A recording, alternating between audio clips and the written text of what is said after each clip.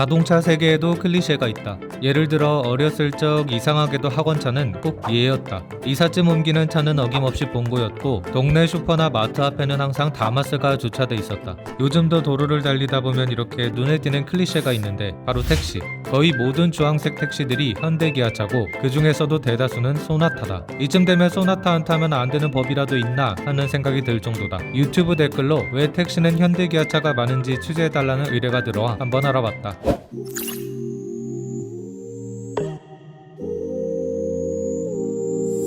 전국 개인택시 운송사업조합 연합회에 따르면 2019년 12월 31일 기준 개인택시 차량은 16만 4,625대, 이 중 현대기아차가 전체 94%를 차지하고 현대차만 72%에 달한다. 차종으로 따지면 소나타가 95,436대로 압도적 1위, 그랜저가 2위로 21,271대다. 개인택시 10대 중 6대는 소나타인 셈이니 입이 딱 벌어지는 수치다. 그런데 이는 자연스러운 현상이라고 한다. 현대기아차의 내수시장 점유율이 70%에 이르기 때문이다.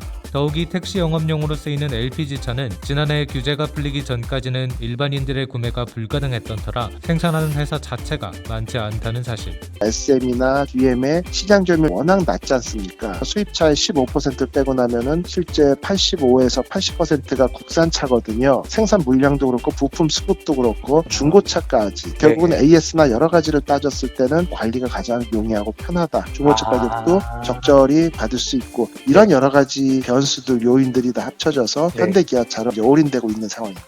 택시기사 입장에서도 현대기아차를 사는 게 이득. 현대기아차는 높은 시장 점유율을 바탕으로 한 규모의 경제가 가능하기 때문에 타사보다 가격 경쟁력이 있다. 자동차라는 게 보통 3만에서 4만 대 생산하게 되면은 5,000대, 6,000대 생산할 때보다 생산원가가 30%가 절감되거든요. 그게 10만 대로 가면 다시 4, 5만 대 대비 또 50%가 절감돼요. 현대기아가 만들어내는 LPG 차량, 택시 모델에 대해서는 가격 경쟁력 면에서 상당히 차이가 큰 거죠. 현대기아 말고 다른 걸로 할 만한 게 없어요. S을 이제 해보신 분들이 만족을 못 하셨나봐요.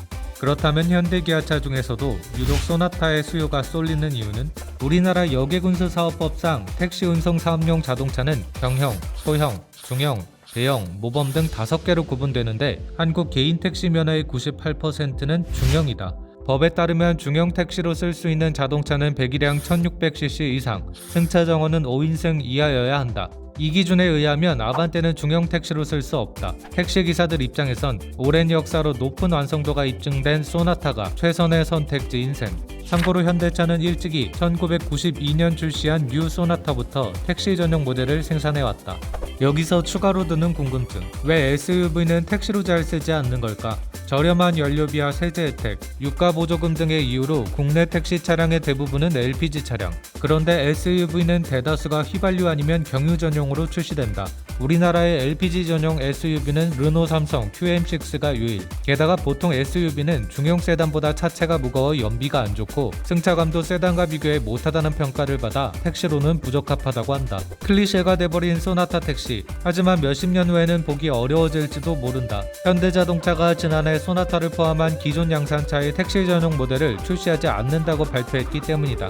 택시용 차량이 너무 많아져 일반 이용자들이 느끼는 브랜드 가치가 떨어지는 것이 이유라는데, 어떤 차가 됐든 중요한 약속에 늦어 땀이 삐질삐질 흐를 때, 다급하게 어딘가 가야 할 때, 지하철이 끊긴 새벽녘에 마음 놓고 탈 수 있는 차가 됐으면 하는 바람이다. 당신도 취재를 의뢰하고 싶다면 구독하고 댓글로 의뢰하시라. 지금은 유럽에선 수위가 높은 영화들도 낮은 등급을 받는데 왜 나라마다 19금 영화 기준이 다른 건지 취재해달라는 의뢰가 들어와 취재 중이다. 구독하고 알림 설정 누르면 조만간 취재 결과가 올라올 거다.